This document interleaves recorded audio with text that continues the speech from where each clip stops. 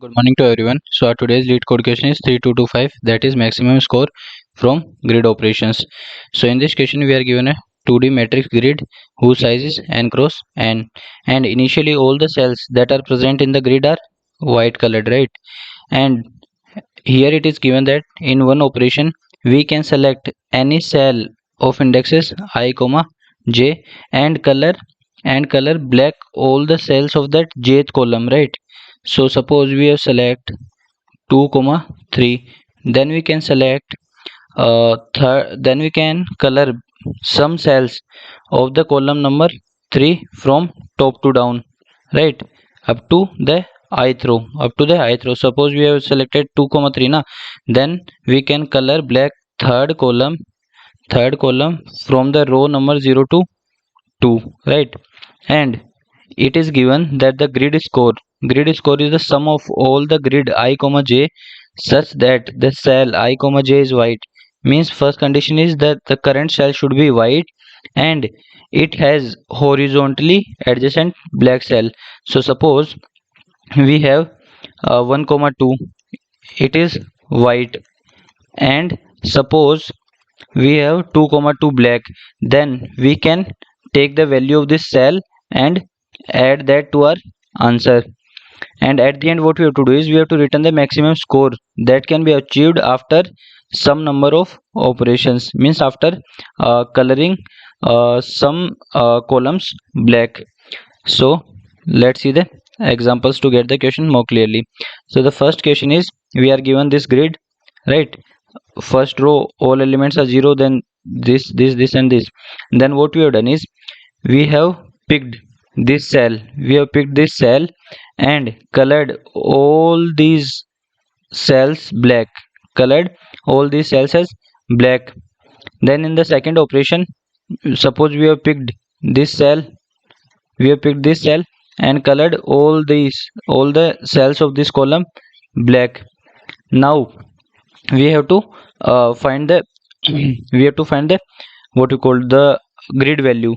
So see, all these cells has adjacent horizontal black cells, right? Even these cells has adjacent horizontal black cells. And even this has the horizontal black cells, right? So we sum the value of all these cells. So see, 0 0 0 5, 5 plus 3 plus again this 3. So 5 3 8, 8 3 11. So that's why 11 is our answer, right? So let's see the next example. In the next example, this is our grid. So first suppose we have taken this cell and then uh, colored this column black up to this row. Then suppose we have select this cell and colored this column up to last row as black. Then suppose we have selected this cell and colored this as black. Now let's see, now this part has been colored as black. So now see which are the cells that will be contributing to our answer. So 10 has an adjacent horizontal black cell and 10 is a white cell, so it will contribute. Similarly 7 will also contribute. 5 will not contribute because it doesn't have any horizontal black cell. 20 will contribute, 0 will contribute, 12 will contribute. Then these all cells will also contribute because they have horizontal black cell. So sum of these cells, these and these, will be our answer, which is 94, right? So 94 is our answer.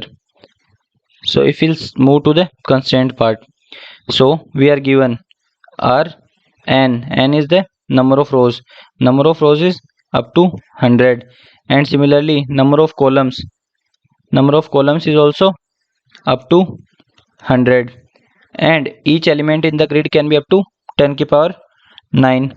So we have to think of some solution of big of n cube or n square, right? So we have to think of some solution of n cube or n square, right? So let's start with the approach. So what is our operation? Our operation is basically we have to choose some index I comma j and and what we have to do is we have to paint that column J. We have to paint column J from the row number 0 to row number I, right? This is what we have to do. So suppose then we can define Hj. Basically Hj is the number of black cells in column J. Suppose we have picked 3 comma 2, means we have selected column 2 and up to row number 3 will be marking that as black. So h of 2 will be the number of cells that is from 0 to 3. So what is the height will be 4. That cells from 0 1 2 3, all the 4 cells will be black. So height of column 2 is 4, so that we have defined. So this is our first thing that we have defined. Let's move to the next thing. Next thing is like we see when does a white cell, or when does a cell, let's say a cell is r comma j, will contribute to the answer. So the first thing that should be there is the cell r comma j should be white, it shouldn't be black, right? First thing, it should be white. That means the cell index, the row index r should be greater than or equal to height of that jth column, right? This is the first condition. Then the second condition should be there, it should have black neighbors. It should have black neighbors either present on the left side or present on the right side. So see our column is jth column, so the left column is j minus 1 column and the right column is j minus 2 column. So the row number r should be lesser than or equal to either height of j minus 1 or height of j plus 1, right? So if I explain you, let's say these are the 3 columns, right? And this column is colored black up to here, this column is colored fully black, right? And let's say this is our current column, jth column, this is black up to here. So first of all, these cells, these white cells will contribute. The next thing is only those cells that has neighboring black cells, those will only be contributing. So the index, the row number of these cells, that let's say it should be r. So first of all, r should be greater than this height, right? R should be greater than h of j. The next thing is the value of r should be between this range, right? It should have some neighbors. So r should be lesser than or equal to either left black height or right black height. This is the second condition. So if we combine both these two conditions, then we get r should be greater than or equal to the current cells black height and lesser than maximum of either left black height or right black height, right? Now what we do is, now let's see the contribution of column j. So by this we find the contribution of a single cell. So for finding the contribution of a column, let's say column j, what we do is all cells whose row height r is greater than or equal to hj. Hj is the height of black columns in the column number j, and row number, and all cells whose row number is lesser than or equal to maximum of left comma right. All those cells who satisfy these condition will be contributing to our answer, right? So instead of iterating, we compute the answer using prefix sum. So what we do is we'll find the prefix sum of the column, right? We'll find the prefix sum of the column, and suppose these are the cells that are satisfying these conditions, right? These two conditions. So what we do is we'll take this prefix sum and then subtract this prefix sum from that, then we'll get the sum of all these contributing cells. So this way we'll find the contribution of a particular column, right? So we see this.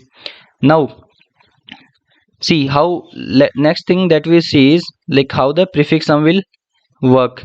So prefix sum per column. So first of all we find the prefix sum of a column from the row number 0 to the I minus 1th row. Then suppose we have to find the sum of rows from A to B minus 1, right? A to B minus 1. Then we find the prefix, we take the prefix sum up to the bth column, and then subtract the prefix sum, sorry, bth row, and then subtract the prefix sum up to 8th row. So that will give us the prefix, that will give us the contributing of the cells in the column number J from the row number A to B, row number A to B, right? Now, so the contribution will become this. So here A, as we have seen, our R should be belong from H of J to maximum of left comma right. So A is H of J and B is maximum of left comma right. So we have substituted the value and then we get the contribution. So this way we will use prefix sum to find the contribution of a cell, right? Next what we'll see is, so we have seen, so to compute contribution of column J, what are the things that we needed? We need the three things: height of the previous cell, that is H of J minus 1, that is how many black cells present in the left cell. Similarly, height of the next cell, that is the right column, sorry, not cell, right column, that is H of J plus 1, and the current height. So we need three things.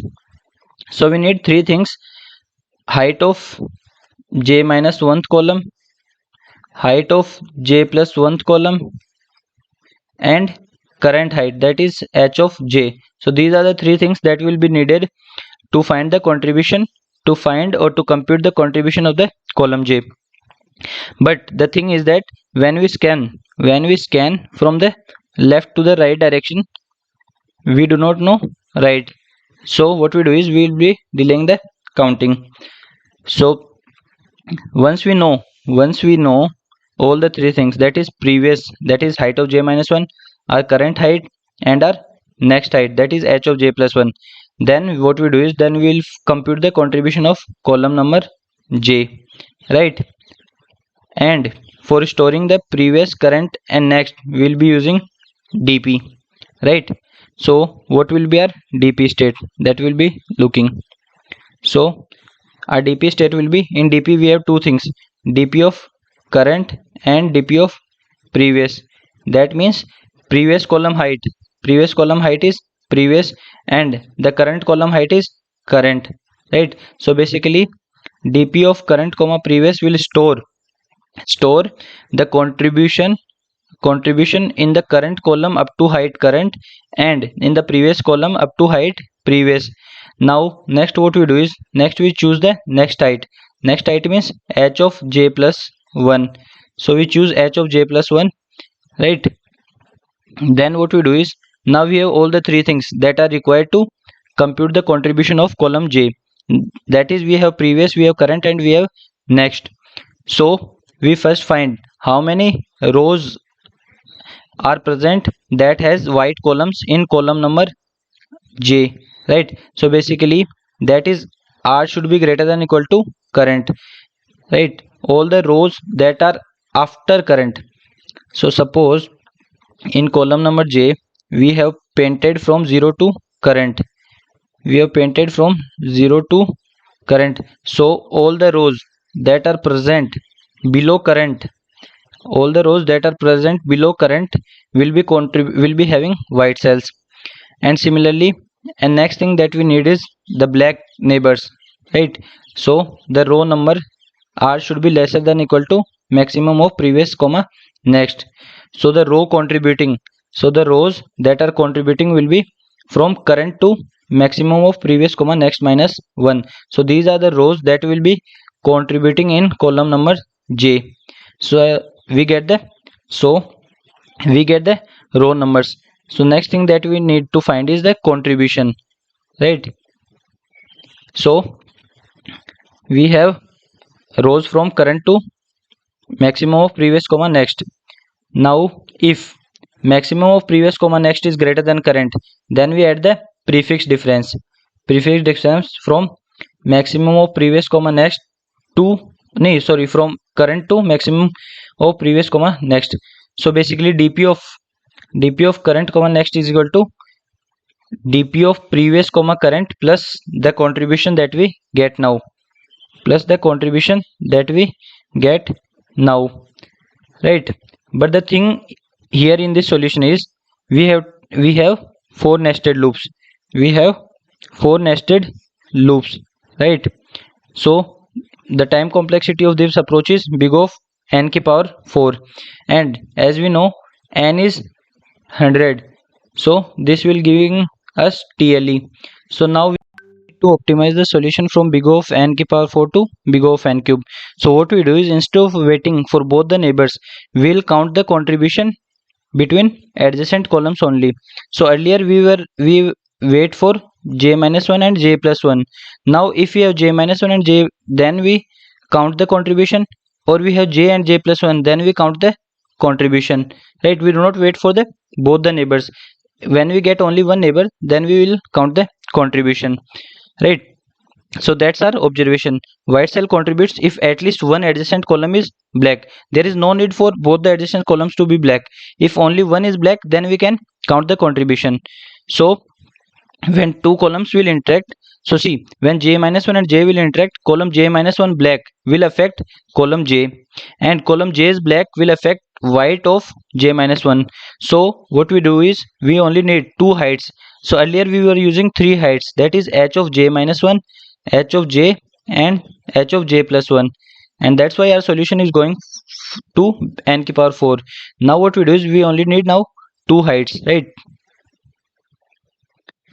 So in this we will be using dp state same, dp of j comma h, that is maximum store till column number j when column j has height h. So dp state will store the maximum score till column number j when column j has height h. And let's see the dp transition state. So what we do is, we'll compare two columns, so previous and current, and let's say previous has height ph and current has height h. Now there are two cases. Case 1, white in current, the white cells in current and black cells in previous. That means previous, that is ph is greater than h. So then the white cells in current will be affected by the black cells in the previous. So what are the rows affected? So the rows are affected will be from h to ph, right? H to ph will be the rows that will be affected in the current cell. So the gain will be prefix sum up to ph minus prefix sum up to h, that will be our gain. So we find the gain. Or the second case is white in the previous and black in the current, that means h is greater than or equal to ph. If h is greater than or equal to ph, then these black cells will affect these white cells, right? So rows affected here are from ph to, rows r will be from ph to h, right? And the gain will be, we'll find the gain using the prefix sum similarly, right, as we have done in the case 1. Now the thing is that maybe there will be a double counting. How? So suppose when we have used j minus 1 and j, then we have count some cells, contribution of some cells, then we have taken j and j plus 1, then we have taken contribution of some cells, but there may be double counting in this contribution. So how we are avoiding that? So what we have done is, when we assign each white segment to exactly one side, depending on which column is taller, right? If j minus 1 column is taller, then we'll assign on that side, or if j plus 1 column is taller, then we assign on that side. And to enforce this, to simulate this thing, we use suffix max and prefix max. And what these suffix max and prefix max will do is, they will separate already counted and not yet counted states, right? what does that mean? Suppose in our current jth column we have to count from, suppose, some row A to B. Now there are some states in which this row A to B is already counted, and there may be some states where this is already not counted. So we have used suffix max and prefix max to separate these two states, already counted state and not yet counted states. So what we have done is we have taken two states, two cases. So case 1, our current height is lesser than or equal to previous height. So that means current height is less. That means, see, this is the case and this is our current column J. So this height is less. So these white cells will be affected by these black cells from the previous cells. So white cell in column number C will be from current height to previous height. So these are the white cells. So we first find the gain. So that gain is, we'll use the prefix sum to find the gain. Now what we have to ensure is that the right side cannot count these again, cannot count these white cells that we are counting from the left side again. So we only allow transition from larger previous sides using the suffix max, right? So what we do is we'll use suffix max to simulate this.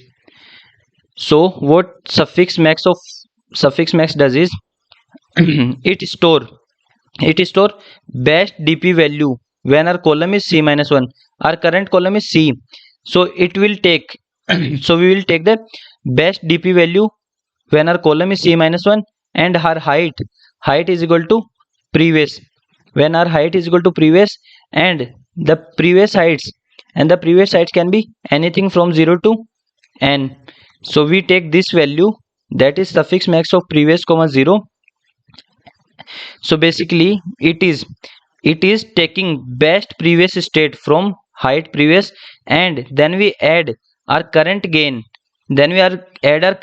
to this value, right? So basically what it does is, how it prevents the double counting, it enforces monotonicity. That means once a taller left column claims these white cells, claims these region, then the smaller future heights cannot reuse this, right? Smaller future heights lesser than this height, suppose some heights lesser than this, then they won't be claiming these cells, right? So that's why we are using suffix max in case when a current is lesser than or equal to previous height. So this is a case 1, right? Let's see the case 2.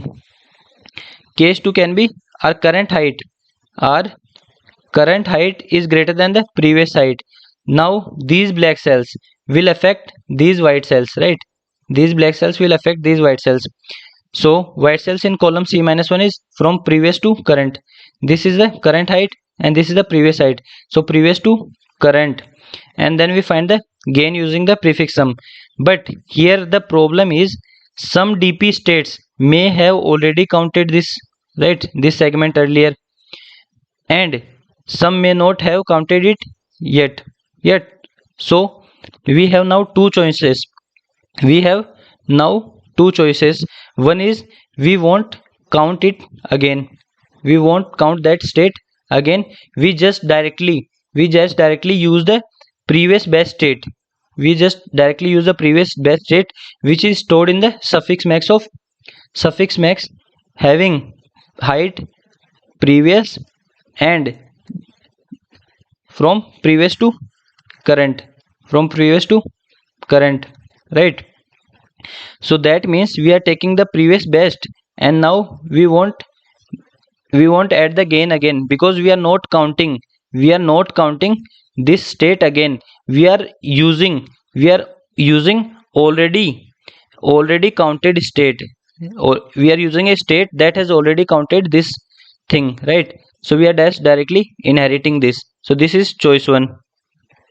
Then we have choice 2 also. Choice 2 is like we can count them now. So instead of using that, we'll count that again. So now we have to use a state which hasn't counted this state. So we use prefix max, and then we use that and then add that gain to that state, add the gain to that state. So basically it is prefix max. So prefix max store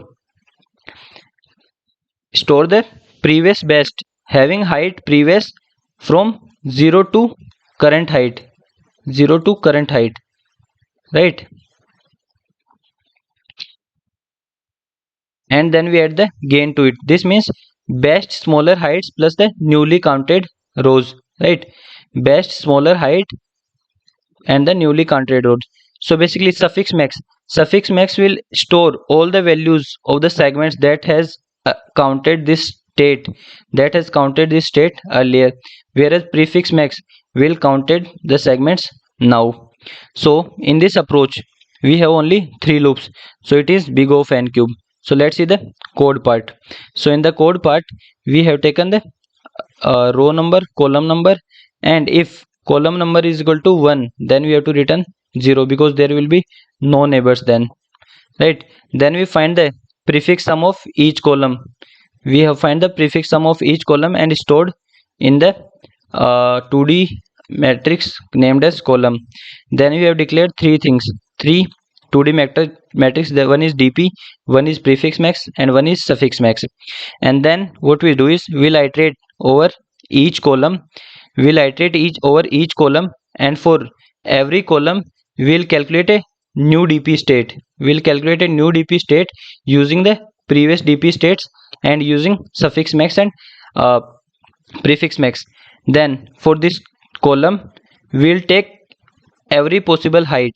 For this column we'll take every possible height from 0 to n, and for this current height we'll take every possible previous height also, right? We'll take every possible previous height, that is height of the previous cell, right? And if our current is lesser than previous, if our current height is lesser than the previous height, that means we have these black cells will affect these white cells, right? So we, instead of computing these cells, we directly use the previous best state. We directly use the previous best state. So we have find the gain, and then we have taken the suffix max of the column up to column c minus 1 having height previous, and then add the gain to it. This will give us the new dp state. Or else what can be the other cases? Our current is greater than previous, then we have again find the gain. Then here the new dp state will be either we inherit the previous best, or we compute we compute this gain again, right? So we take the best of the two, either the previous state or the we compute this gain and take the prefix max of having previous height, and the other height is lesser than or equal to current. Means we take the best of these values, and suffix max will give us the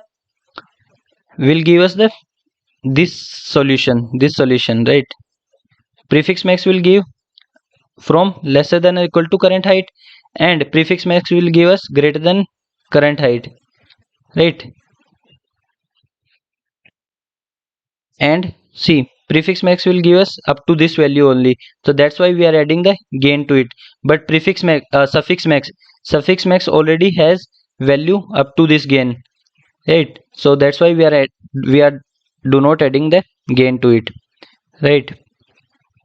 Then once we calculate the new dp state, then using the new dp state we'll calculate the new prefix max and new suffix max for the column number c, right? So what we are doing is we are iterating over all the current value heights, and then we have taken prefix max of current comma 0 as the directly values, right?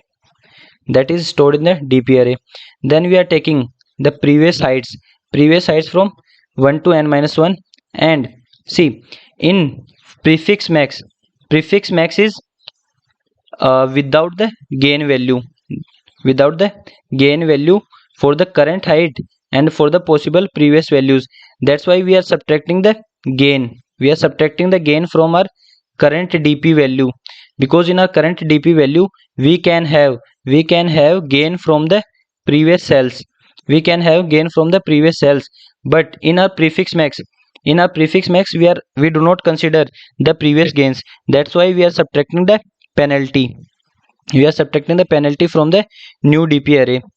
And similarly in the suffix array, as we have seen, we have included the previous gains. We have included the previous gains, and in suffix max there is no previous affection. That's why we are not subtracting the gain here, right? So once we calculate the prefix max and suffix max, then we assign the new dp value to the current dp value, right? And once we calculate this for all the cells, then our answer will be for all the k values, we'll iterate over all the k values, that is for all the heights, right? We have taken the maximum of answer and dp of 0 comma k and dp of n comma k, right? Where dp of I comma j will give us the maximum value for the ith column and having height as j. So we are taking for the 0th column and for the nth column and for the heights k respectively, and we are iterating over each height from k0 to n, and we take the best value of that. So, and at the end we will return the answer. So I hope I am able to explain you the solution properly. So if you get the solution, please make sure to like, share and subscribe the channel. Thank you.